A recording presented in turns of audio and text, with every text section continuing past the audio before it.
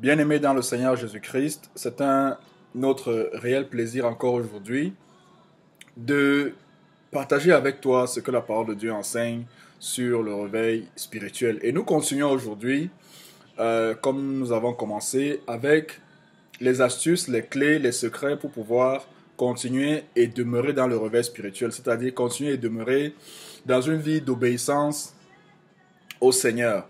Dans la dernière vidéo, nous avons vu le premier point qui a été subdivisé en 3 sous-points, disant que pour rester dans le réveil spirituel, il est important de proclamer les Écritures, il est important de confesser régulièrement ses péchés et il est important de prier les Écritures. Alors, pour que ces 3 activités puissent avoir lieu, il est clair qu'il faut connaître la parole de Dieu. Il faut comprendre la parole de Dieu. C'est pourquoi dans ce deuxième point, que nous allons également subdiviser en 5 sous-petits points, où nous allons aborder la lecture de la parole de Dieu, la méditation des Écritures, l'étude biblique, la lecture de la littérature chrétienne, et nous allons avoir dans la 5e partie une étude de cas, où à partir d'un texte biblique que nous aurons lu, nous verrons comment méditer le texte, comment étudier le texte, et comment trouver la littérature chrétienne qui va nous enrichir, qui va nous édifier et nous permettre d'aller en profondeur dans ce que le Seigneur nous apprend pour que nous puissions marcher dans l'obéissance. Je t'encourage donc à ne pas manquer les prochaines vidéos où nous irons en détail sur chacun de ces points. Alors aujourd'hui, nous allons parler de la lecture de la parole de Dieu. La lecture biblique. Alors, la Bible, alors j'ai la mienne ici. C'est vrai que c'est écrit en anglais, mais la mienne est en français. Je suis dans un pays anglo-saxon, mais je continue de lire ma Bible en anglais. Alors là, c'est ma Bible. Ouais, c'est un peu vieux là, parce que ça a beaucoup travaillé. Elle est très active. Je crois que je dois en avoir une autre, mais voici ma Bible. Alors, oups, désolé, mais ça vous montre que cette Bible a beaucoup travaillé. En fait, chaque jour, elle est utilisée. Alors, la Bible, c'est un livre merveilleux, c'est un livre fantastique. Ce livre a 1189 chapitres, répartis sur 66 livres, dont 39 dans l'Ancien Testament et 27 dans le Nouveau Testament. C'est un livre formidable, c'est le livre qui a eu le record de best-seller, c'est le livre qui a aussi battu le record de longévité. Toutes les tentatives de détruire ce livre n'ont jamais marché. Pourquoi? Parce que c'est la parole de Dieu. Alors, comment lire 1189 chapitres de la Bible parce qu'on veut demeurer dans le réveil? Alors, j'ai préparé pour toi juste quelques petites astuces pour pouvoir lire la parole de Dieu de manière aisée, sans que ce ne soit lourd, sans que ce ne soit ennuyeux, sans que ce ne soit fatigant. Alors, avant de lire la parole de Dieu, la première chose qu'il faut faire, c'est de prier.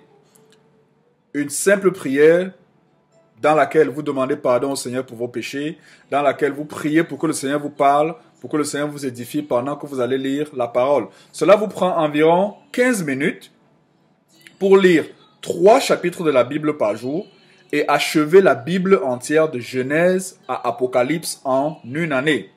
Pour ceux qui ont faim et soif de la parole de Dieu, vous pouvez achever la Bible 2 fois par an, c'est-à-dire en lisant 6 chapitres par jour, ou en achevant la Bible 3 fois par an en lisant 9 chapitres par jour, ou même 4 fois par an en lisant 12 chapitres par jour.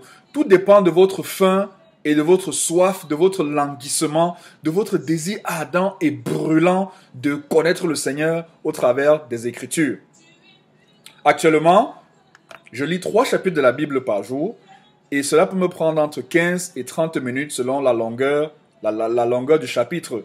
Et qu'est-ce que vous faites pendant que vous lisez la parole de Dieu? Il s'agit vraiment de la lecture. Et pour bénéficier de ce temps de lecture, pour être enrichi par ce moment de lecture, il est important que parfois vous souligniez les textes. Ah, là j'ai ouvert le livre de Daniel, un de mes livres préférés. Ok? Je ne sais pas si ça se voit très bien sur l'écran. Non? Oh, à cause de l'effet de la lumière, vous ne pouvez pas facilement voir, mais vous soulignez Si vous prenez ma Bible, vous verrez que c'est souligné un peu partout. Pendant que je la lis, chaque matin, je souligne les mots et les versets qui attirent mon attention. Le but, ce n'est pas d'abord de les comprendre, mais pendant que je lis, il y a des mots qui vont attirer mon attention. Il y a des mots qui vont me marquer, des mots qui vont susciter en moi un certain questionnement.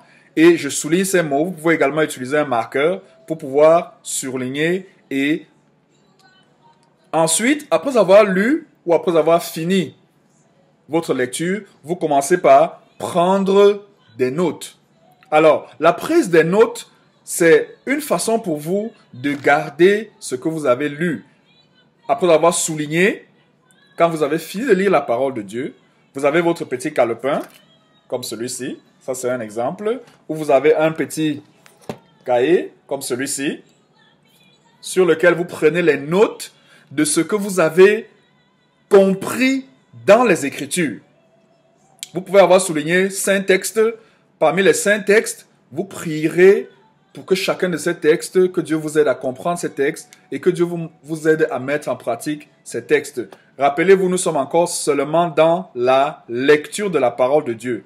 Si vous faites ceci chaque jour, pendant 15 à 30 minutes, de préférence le matin, avant de sortir, mais avec les changements socio-économiques et que vous soyez en Europe ou en Amérique ou en Afrique, ou quel que soit l'endroit où vous vous trouvez, avec les défis de la vie, parfois, certains ont le temps en journée, certains ont le temps plutôt en soirée. Mais de préférence, il est bon de lire la parole très tôt le matin, parce que cela vous permet d'être saturé de la pensée de Dieu et de prier pour que le Seigneur vous conduise pendant la journée. Et après avoir prié pour la parole de Dieu, après avoir prié que la parole de Dieu devienne vraie dans votre vie, que vous puissiez y obéir pendant la journée, vous pouvez retenir un verset biblique particulier qui va vous conduire pendant la journée, que vous allez proclamer, pour lequel vous allez prier, pour lequel vous allez faire des confessions pendant la journée. Et la prochaine étape, qui est de la lecture à la méditation de la parole de Dieu, c'est ce dont nous allons parler la prochaine fois. Rappelez-vous, nous sommes ici encore au niveau de la lecture de la parole de Dieu.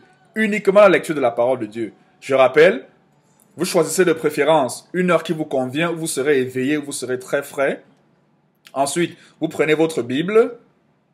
Certains préfèrent les téléphones, mais je recommande fortement d'avoir une Bible en papier parce que cela vous permettra de souligner, de mettre un marqueur sur les textes qui vous marquent et ensuite de pouvoir prendre des notes dans laquelle vous réécrivez ce que vous avez compris en vos propres termes ou en vos propres mots et vous priez que Dieu vous aide à obéir à cette parole. En faisant cette activité simple, vous demeurez en contact avec la parole de Dieu écrite qui est en fait la parole vivante mise sous forme de papier. Ensuite, quand vous avez fini de prendre des notes ou de prier par rapport à ces versets, dans la journée, vous proclamerez certains des passages qui vous ont marqué.